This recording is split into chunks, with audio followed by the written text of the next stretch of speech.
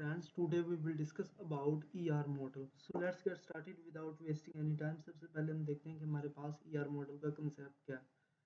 तो जब भी हम अपना घर बनवाते हैं तो उसके लिए जो हमारी रिक्वायरमेंट्स होती हैं, हमारी रिक्वायरमेंट्स में हमारा जो है वो बेडरूम हो गया, वो किचन और इसके अलावा टीवी लॉन्च वगैरह, ये सब जो है वो हमारी रिक्वायरमेंट्स में आ जाते हैं। अब हम आर्किटेक्टर को जो है अपनी रिक्वायरमेंट्स बता देते हैं, उसी के मुताबिक एक ब्लूप्रिंट जो है बनाया जाता है। उसके अकॉर्डिंग जो है वो हमारी लेबर, हमारे जो बिल्डर्स हैं वो उसे डेवलप करते हैं।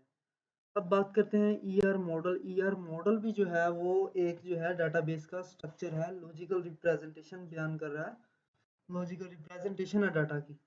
उसके बाद हम बात करते हैं कि इसे ड्राइव्ड किसने किया। तो ड्राइव्ड इसमें इसे जो है पीटर चैन ने 1976 में जो है इसे ड्राइव्ड किया। अब इसकी कुछ जो है वो एक्सप्लेनेशन को रीड करते हैं। तो an entity relationship model describe the structure of database with the help of diagram. जो रिलेशनशिप मॉडल है, तो ये डिस्क्राइब कर रहा है स्ट्रक्चर को, जो भी हमारी डाटाबेस का स्ट्रक्चर है, किस तरह से हमारी डाटाबेस को क्रिएट किया जाएगा, या हमारी डाटाबेस जो बन गई है उसका जो स्ट्रक्चर है उसे बयान करता है। और किसकी हेल्प से बयान कर रहा है? डायग्राम की हेल्प से बयान कर रहा है। उसके बाद जो है हमारे पास, ये मैंने पहले आपको बता दिया कि ये लॉजिकल रिप्रेजेंटेशन है डाटा की। और ER model is a design और ब्लूप्रिंट ऑफ डाटाबेस। जो ईआर मॉडल है वो एक डिजाइन है और ब्लूप्रिंट है डाटाबेस की। जैसे हमने एग्जांपल ली घर की, तो हम जो भी अपना घर की हमारी रिक्वायरमेंट्स थी, तो उसका जो ब्लूप्रिंट बनवा लेते हैं। इसी तरह से ये ईआर मॉडल का जो है वो भी डाटाबेस का ब्लूप्रिंट है, वो एक डिज़ाइन है जिसे हम बाद में डाटाबेस को बनाने के लिए यूज़ करते हैं। उसके बाद हम कुछ बात करते हैं इसके एडवांटेजेस की। तो इसके एडवांटेजेस हमारे पास क्या हैं? सबसे पहला है एडवांटेज कंसेप्चुअल सिंप्लिसिटी। अब कंसेप्चुअल सिंप्लिसिटी क्या है? कंसेप्चुअल सिंप्लिसिटी में हमारे पास आ जाता है कि ये मॉडल हमें जो जितनी भी डाटाबेस हमारी होगी, जितनी भी पेचीदा से पेचीदा डाटाबेस होगी, उसे इजीली जो उसका कंसेप्ट होगा वो हमें प्रोवाइड करता है।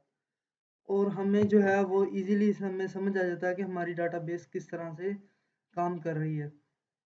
और ये ईजियर वे है क्रिएट करने का और मैनेज करने का कम्प्लेक्स डाटाबेस को।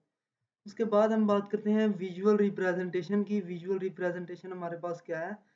तो ये ईआर मॉडल जो है हमें एक ख़ास रिप्रेजेंटेशन प्रोवाइड कर रहा है। तो हमें जो है वो डाटाबेस को समझने के लिए, जो हम डाटाबेस में हमारा क्या डाटा स्टोर हो रहा है और किस तरह से हमें वो हमारे काम आ रहा है। तो ये जो है विजुअल रिप्रेजेंटेशन हमारी जो है, ये डिज़ाइनर हो गए, प्रोग्रामर हो गए, जिन्होंने जो है डाटाबेस पर काम करना है, तो उनको उन्हें इजीली समझ आ जाता है। इसके अलावा यूज़र को भी इजीली समझ आ जाता है कि डाटाबेस किस तरह से हमारे काम आ रही है।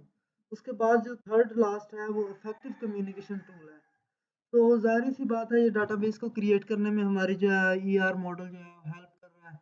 तो ये बहुत ही अच्छा टूल है डाटाबेस को जो है वो क्रिएट करने का और इसे डाटाबेस को समझने का। अब उसके बाद बात करते हैं main components of ER model. तो ईआर मॉडल के मेन कंपोनेंट्स क्या है? सबसे पहला जो है वो एंटिटी सेट है, और उसके बाद हमारा पास आ जाता है रिलेशनशिप सेट। अब हम एंटिटीज को देखते हैं कि हमारे पास एंटिटीज क्या हैं। तो हमारे पास जो एंटिटी है वो an entity is a person, place और थिंग और event for which data is collected and maintain. जो एंटिटी है वो या तो पर्सन हो सकती है या प्लेस हो सकती है, इसके अलावा कोई भी चीज़ हो सकती है या इवेंट हो सकता है, जिसके मुतालिक हम डाटा कलेक्ट करते हैं और उसे मेंटेन करते हैं। एग्जाम्पल लेते हैं, तो हम एग्जाम्पल लेते हैं लाइब्रेरी सिस्टम की। अब लाइब्रेरी सिस्टम में हमारे पास क्या है? तो लाइब्रेरी सिस्टम में जो है हमारे पास जो है वो डाटा है डिफरेंट एंटिटीज़ के बारे में। बेसिकली लाइब्रेरी जो है वो भी एक एंटिटी है, उसके मतलब जो भी डाटा है वो भी एंटिटीज़ हैं। कैसे? बुक्स है होगी, वो भी एंटिटीज़ हैं, बुक्स में हमारे फर्दर कैटेगरीज आ जाती हैं। उसके बाद मेंबर्स, जो हमारे मेंबर्स हैं, जो भी हमारे लाइब्रेरी को जो है वो मैनेज कर रहे हैं, तो उनकी भी आगे वो कैटेगरीज आ जाती हैं। या जो भी हमारे बुक रीडर्स वगैरह जो लाइब्रेरी में आ रहे हैं, उनकी भी डिफरेंट कैटेगरीज हैं। और उसके बाद एक एग्जांपल लेते हैं कॉलेज की। कॉलेज सिस्टम में जो है वो हमारे पास स्टूडेंट का, टीचर का और क्लास जो है वो डिफरेंट एंटिटीज़ हैं।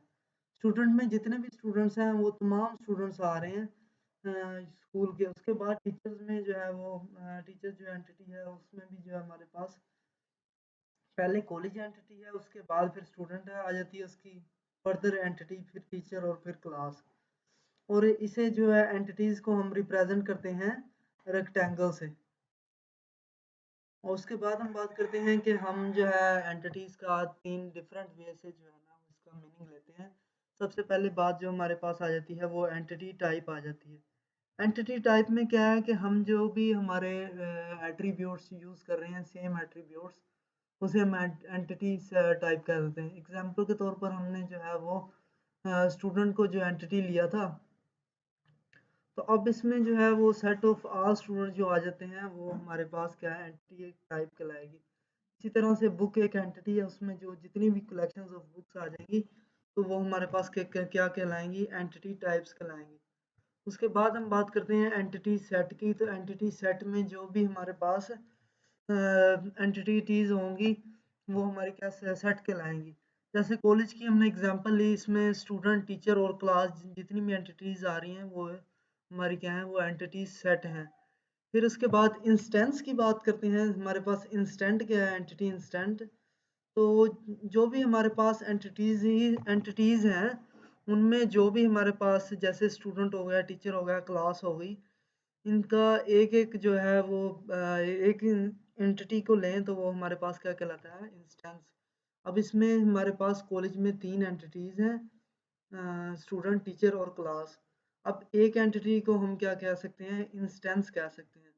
उसके बाद हम बात करते हैं एट्रीब्यूट की। एट्रीब्यूट क्या है हमारे पास, तो एट्रीब्यूट जो है वो एंटिटीज की जो प्रॉपर्टीज हैं उन्हें एक्सप्लेन करता है।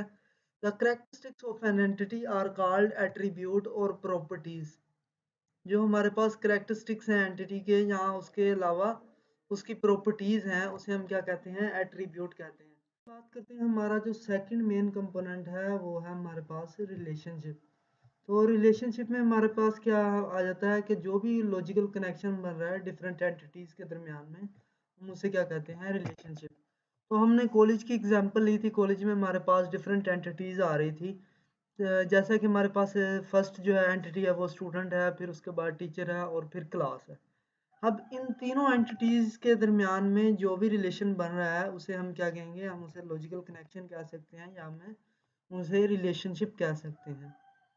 तो ईआर मॉडल भी जो है वो रिलेशनशिप को बयान कर रहा है। जो भी हमारे पास एंटिटीज़ हैं उनके दरमियान जो भी रिलेशनशिप क्रिएट हो रहा है उसे बयान करता है। Thanks for watching. If you have any question or confusion related to this topic, you should mention in the comment box. I will try to solve it. For more videos, subscribe to Shahzad Online Education.